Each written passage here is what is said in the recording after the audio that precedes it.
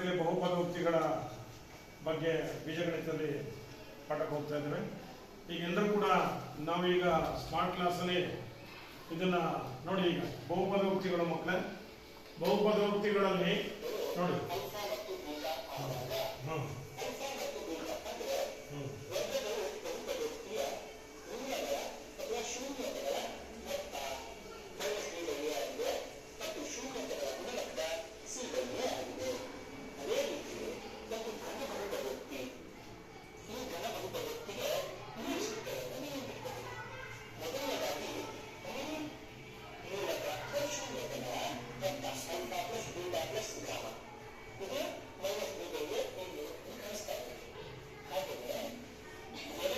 ಮಕ್ಕಳೇ, ಈಗ ಬಹುಪದೋಕ್ತಿದು ಆದರ್ಶ ರೂಪ ಯಾರು ಹೇಳ್ತೀರಮ್ಮ?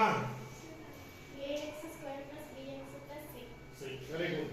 ಹಾಗೇನೆ ಈಗ ಇದ್ರದ್ದು ಶೂನ್ಯತೆ ಯಾರು ಹೇಳ್ತೀರಾ?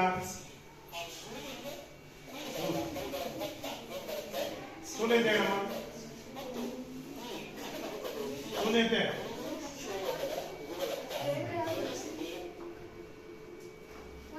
ಮೊದಲನೇದು ಒಂದು.